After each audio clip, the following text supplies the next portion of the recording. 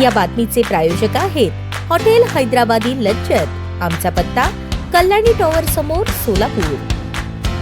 Gel road police ठाण्याच्या गुन्हे प्रकटीकरण पथकाने मोठी कामगिरी करत तडीपार आरोपींकडून चोरी केलेले एकूण 111 मोबाईल फोन जप्त केले आहेत। या मोबाईलची एकूण किंमत 13,52,998 रुपये इतकी आहे। जानेवारी 2026 मध्ये जेल रोड पोलीस ठाण्याच्या हद्दीत मोबाईल चोरीचे एकूण 4 गुन्हे घडले होते। या गुन्ह्यांचा तपास करण्यासाठी गुन्हे शाखेचे प्रमुख सहाय्यक पोलीस निरीक्षक संदीप पाटील आणि पथकातील अंमलदार यांना पोलीस उपायुक्त परिमंडळ विजय कबाडे आणि सहाय्यक पोलीस आयुक्त विभाग 1 प्रताप पोमण यांनी विशेष आदेश दिले होते। 17 जानेवारी 2026 रोजी गुप्त बातमीदारामार्फत मिळालेल्या खात्रीशीर माहितीनुसार चोरीचे मोबाईल विक्रीसाठी आणणारा एक इसम इक्बाल मैदान, सोलापूर येथे येणार असल्याची बातमी मिळाली। त्यानुसार गुन्हे प्रकटीकरण पथकाने सापळा रचला। सापळ्यात फारुक मोहम्मद हनीफ पठाण वय 42 राहणार सिद्धेश्वर पेठ, शहापूर चाळ, सोलापूर हा इसम ताब्यात घेतला। चौकशीत फारुक पठाण याने कबुली दिली की तडीपार आरोपी गणेश उर्फ आप्पा तुकाराम बैरुणगी आणि लखन तुकाराम बैरुणगी दोघेही राहणार राहुल गांधी झोपडपट्टी,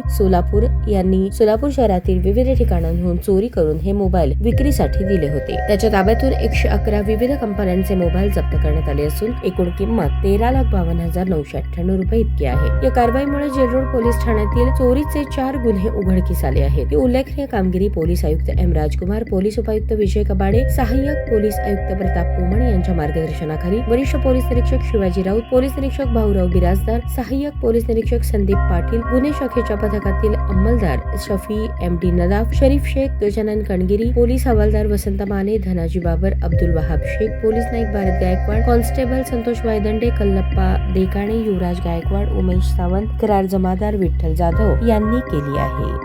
मोबाईल हा संबंधित चोरांकडून विकत घ्यायचा आणि तो परस्पर विक्री करायचा आणि या सर्व चोरींमध्ये हा सुद्धा तेवढाच सहभागी असल्याचं दिसून आल्यावरून याला अटक करण्यात आलेली आहे।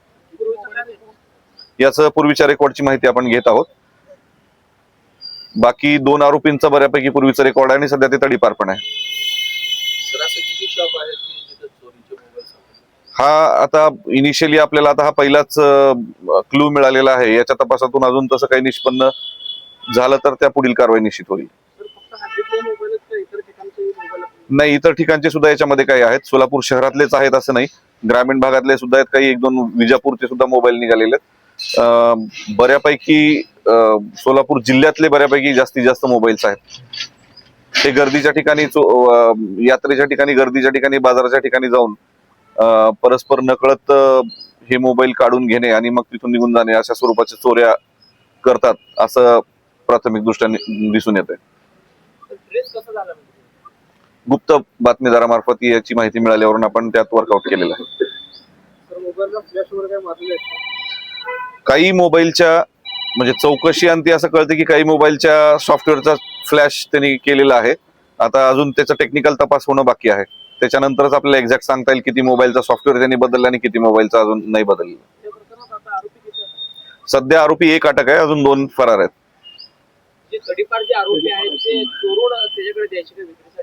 हा, तडीपारचे आरोपी हे चोरून त्याच्याकडे विक्रीसाठी द्यायचे आणि हा विक्री करायचा।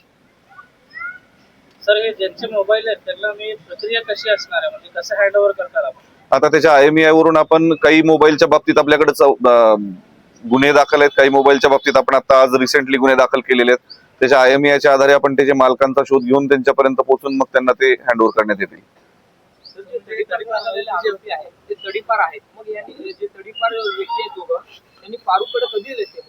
हे फारुककडे त्यांनी मोबाईल सप्टेंबर ते नोव्हेंबर या कालावधीत दिलेले आहेत आणि यांना तडीपार करण्यात आलेले आहे डिसेंबर महिन्यात।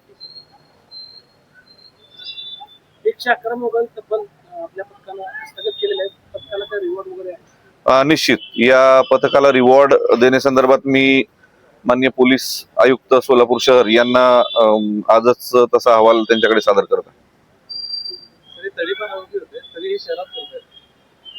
नाही, हे मोबाईल हे जे विकत घेतलेले आहेत हे साधारण सप्टेंबर, ऑक्टोबर आणि नोव्हेंबर या 3 महिन्यात विकत घेतलेले आहेत आणि हे तडीपार आरोपी तडीपार डिसेंबर मध्ये झालेले आहेत। त्याच्यामुळे तसं तर काही अजून निदर्शनास आलेलं नाही। जर तसं निदर्शनास आलं की ह्याच्यामधला कुठला मोबाईल नंतर या लोकांनी यांच्याकडे दिलेला आहे आणि इथं त्यांचं लोकेशन असेल तर निश्चित त्याच्यामध्ये मुंबई पोलीस कायदा कलम 142 नुसार वेगळा गुन्हा पण दाखल करण्यात येईल। शिवाय जी मोबाईलची अमाऊंट असते सर, ही अमाऊंट 13 लाख रुपये आहे आणि जेव्हा मोबाईल चोरीला जातो तर अमाऊंट 5 ते 10,000 मध्ये नोंदवले जाते. अमाऊंट 13 लाख नाही, असं काही नाही. 5 ते 10,000 नोंदवली जाते अशातला भाग नाही. मोबाईल धारक जी रक्कम सांगेल त्यानुसार आपण गुन्हा दाखल करतो आणि अदरवाईज आपण ऍव्हरेज 10,000 रुपये, म्हणजे ज्याच्यामध्ये अजून गुन्हा पण दाखल नाही किंवा ज्याच्या मालकाचा आपण अजून ऍड्रेस कन्फर्म नाही किंवा मालक अजून निष्पन्न केलेले नाहीत, अशा गुन्ह्यात आपण ऍव्हरेज 10,000 रुपये असे पकडतो. तर बऱ्याच ठिकाणी जुने जे मोबाईल ते मोठ्या प्रमाणात खरेदी विक्री केले जातात, पोलिसांच्या दृष्टीनं हे किती घातक आहे, काय आव्हान करणार? नाही, जुने मोबाईल खरेदी विक्री करणं हे काही चूक नाही. जुने मोबाईल विक्री करत असणाऱ्या व्यक्तीकडे त्याची पावती आहे किंवा नाही याची खबरदारी त्या संबंधित दुकानदारांनी घेणं आणि तो मोबाईल चोरीचा नाही याची खात्री त्यांनी करणं आवश्यक आहे. अदरवाईज हा जुना मोबाईल तो घेऊ शकतो आणि परत परस्पर विकू पण शकतो, तर त्यात काही लिमिटेशन नाहीये. ताज्या बातम्या पाहण्यासाठी प्राईम महाराष्ट्र न्यूज चॅनलला सबस्क्राईब करा.